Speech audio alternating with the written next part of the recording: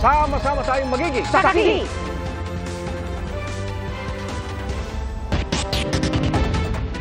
Bago sa saksi, patay sa pananambang ang isang motorcycle rider sa Malate, Maynila. Ayon sa mga pulis, pasado alas 6 ngayong gabi, pinabagtas ng biktima ang southbound lane ng Osmeña Highway nang dikitan siya at paulanan ng bala ng magkaangkas sa motorsiklo. Patuloy ang investigasyon sa krimen. Isang babaeng senior citizen ang nasawi matapos mabundol ng motorsiklo sa Pangasinan. Nang dahil naman sa aso, isang motor ang sumemplang sa Cebu. Pati isuot na helmet ng mga sakay, tumilapon. Saksi, si Jeric Pasilaw ng GMA Regional TV. Sa kuhang ito sa Cebu South Coastal Road sa Talisay City, makikitang isang aso na pabalik-balik sa gitna ng daan.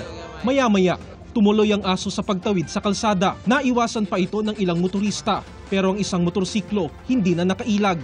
Natumba ang motorsiklo kasama ang dalawang sakay na nasugatan sa disgrasya. Dahil sa impact, tumilapon pa ang mga suot nilang helmet. Ato na gitawagan ang atensyon sa ato ang vet nga unta mo kandak kini og mga operation pagpadakop sa mga ero. Labi na gyud sa atong national highway.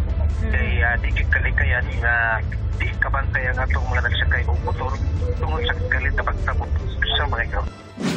Sa Mangaldan, Pangasinan, papatawid na ang 63 anyos na babae sa bahagi ng barangay Embarcadero nang masalpok siya ng motorsiklo. Naitakbo pa sa pagamutan ng biktima, ngunit pagkatapos ng 2 oras, idiniklara siyang patay. Nagtamo siya ng head injury at nabalian din ng buto sa dibdib. Base sa investigasyon ng pulisya, galing ang biktima sa tindahan at pauwi na sana nang mangyari ang disgrasya. Nakipag-ayos na ang 18 anyos na rider ng motorsiklo sa iniwang pamilya ng biktima. Sa bayan ng Kalasyaw, nahulikam din ang pagbangga ng isang kotse sa isang motorsiklo sa bahagi ng barangay Nalsyan. Sa lakas ng impact, nayupi ang kotse. Nagtamo ng matinding tama sa ulo at iba't ibang bahagi ng katawan ng rider ng motorsiklo na kritikal ngayon sa ospital. Nahaharap sa kaukulang reklamo ang driver ng kotse na wala pang pahayag. Habang binaybay niyo yung Divinencia Highway, ito naman pong motorcycle, yung Mio motorcycle na minamanihon, patawid po siya. Then doon po nahagip po nung kotse. Sa pool din sa CCTV camera ang salpukan ng 2 motorsiklo sa barangay Alipangpang sa bayan ng Puzurubio. Sa lakas ng impact, sumemplang ang 2 motorsiklo maging ang mga sangkot sa aksidente. Nagtamo ng galos sa iba't ibang bahagi ng katawan ng mga biktima. Para sa GMA Integrated News, ako si Jeric Pasilaw ng GMA Regional TV, ang inyong saksi. Arestado na ang sospek sa pagpatay sa isang babae sa Sara, Iloilo at pangahalay sa 17 anyos na kaanak niya. Positibo siyang tinukoy ng 17 anyos na biktima. Ayon sa biktima, ilang beses niyang nakita ang sospek kasama ang mga kaibigan nito na pabalik-balik sa lugar. Nung araw na nangyari ang krimen, nagising na lang ang dalagita na sinasakal ng sospek. Ang kanyang tiyahin, duguan na ng mga oras na iyon. Itinanggi ng sospek ang aligasyon. Nihanda na ang kasong murder laban sa suspect. Sunod-sunod na airstrike ang ikinasa ng Israel sa paliparan sa Lebanon. Ang Department of Foreign Affairs may panawagan sa Israel at Hezbollah ngayong di pa rin mapauwi ang maraming Pilipino roon. Saksi, si JP Soriano.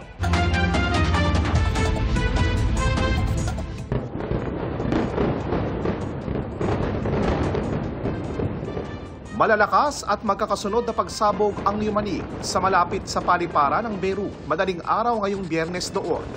Ilang minuto lang yan pagkatapos lumapag ang isang flight mula Dubai.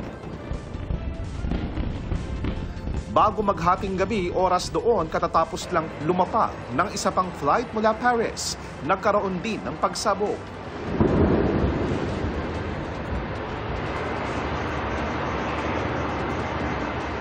Pagbukang liwayway, tumambad ang usok sa suburbs ng Beirut, dulot ng airstrikes ng Israel. Sa ulat ng international media, target umano ng Israeli strike ang isa sa mga opisyal ng Hezbollah na posibleng successor sa napatay na leader nilang si Hassan Nasrallah. Tumangging magkomento ang Israel tungkol dito at di pa malinaw ang sinapit ng naturang opisyal. Ayon pa sa Israel nitong Huwebes, napatay sa kanilang airstrike ang head ng communication network ng Hezbollah. Ayon sa mga opisyal ng United Nations, karamihan ng halos 900 shelter sa Lebanon puno na. Napuruhan din daw ng airstrike ang pangunahing kalsada patungong Syria, kaya may mga naglalakad na para makalikas.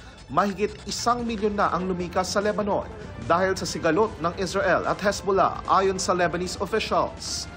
Hirap na rin ang ilang ospital sa Beirut sa pagdami ng mga pasyenteng sugatan sa mga airstrike. In southern Lebanon, 37 health facilities have been closed, while in Beirut, 3 hospitals have been forced to fully evacuate staff and patients, and another 2 were partially evacuated. Healthcare continues to come under attack. In Lebanon alone, 28 health workers have been killed in the last 24 hours. Ayon sa Health Ministry ng Lebanon, halos 2,000 na ang patay sa nakaraang taon dahil sa bakbakan ng Israel at Hezbollah. Mahigit 100 daw dito, mga bata. Mahigit 9,000 ang sugatan. Sa Israel, may nai-intercept pa rin mga rocket na galing Lebanon. Ayon sa Hezbollah, tinatarget nila ang mga infrastruktura ng Israeli military sa lungsod ng Haifa sa northern Israel. Oh my God! Nung missile attack ng Iran sa Israel nitong Martes, kabilang sa mga nagpubli sa mga bomb shelter o mamad, ang mga kababayan natin nagtatrabaho roon. Sarado nyo!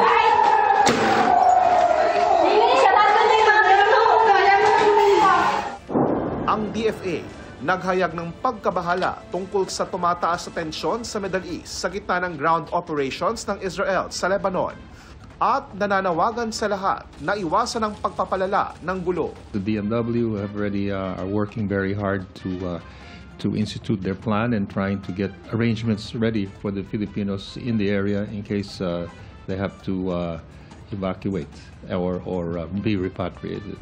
Para sa GMA Integrated News, JP Soriano ang inyong saksi. Kinansela na ng Department of Foreign Affairs ang passport ni dismissed Bamban Mayor Alice Guo. Ayon sa abogado ni Guo, tuloy ang paghahain nito ng Certificate of Candidacy sa eleksyon 2025. Pero sabi ng DOJ, pinag-aaralan nilang harangin ito. Saksi, si Salima Refran. Sabi po nila spy ako. Filipino po ako, hindi po ako spy. Okay, relax lang. Relax ka lang. Ilang beses nang giniit ni dismissed Bamban Mayor Alice Guo na Pilipino siya sa mga pagdinig ng Senado. Pero lumabas sa sertifikasyon ng DOJ at NBI, nag-match ang biometrics ni Guo mula sa passport database sa biometrics ng Chinese na si Guo Waping sa NBI files. Kaya epektibo noong September 30, kanselado na ang passport ni Guo. Ayon sa DFA, fraudulently acquired o nakuha raw ito sa maling paraan. Kasi yung having a falsified birth certificate is already very telling on her character and on what she's all about. If you try to present yourself as a Filipino, you better be a real Filipino. Wala pang tugon ang kampo ni Guo sa kanselasyon ng kanyang pasaporte. Pero sabi rin ng DFA, seryoso nilang iniimbestigahan ang alegasyong Chinese spy si Guo na lumutang sa inilabas na dokumentaryo ng Al Jazeera. Of course, we're looking into that, but I can't divulge the details. Mabuti yan. Ang pakiusap ko lang sa proper authority, imbestigan nila na maayos para lumabas yung katotohanan. On our part, we're studying legal possibility na pwedeng filean yung case yung Al Jazeera for this malicious insinuation. Nahaharap din si Guo sa 87 counts ng money laundering kaugnay sa pogo sa Bamban Tarlac na may preliminary investigation na sa DOJ kanina. Hindi nakarating dito si Guo, pero humarap dito si Cassandra Lee Ong. Humarap din si Ong sa prosecution panel para sa reklamong qualified human trafficking. Kaugnay naman yan sa Lucky South 99 sa Porac, Pampanga. We did not submit yet a counter affidavit, but we instead asked for a extension. Hindi rin nakaharap sa preliminary investigation sa DOJ ang sinasabing kapatid ni Alice na si Sheila dahil kinailangan muna ni Sheila na humarap sa deportation hearing sa Bureau of Immigration. Sinubukan ng GMA Integrated News na makuha ang panig ni Sheila pero hindi siya nagsalita. Ayon sa BI, posibleng maisalang din si Alice Guo sa kahalintulad na deportation case. Pero sakaling mapatunayang may sala sa isang local case dito sa Pilipinas, kinakailangan munang pagdusahan ang ipapataw na parusa ng korte bago maipatupad ang deportation. Sa kabila ng mga kinakaharap na kaso at kwestiyon sa kanyang pagka-Pilipino, tuloy na raw ang pagtakbo muli ni Alice bilang alkalde ng Bamban. Wala namang decisions ng courts as of now na hindi siya Pilipino.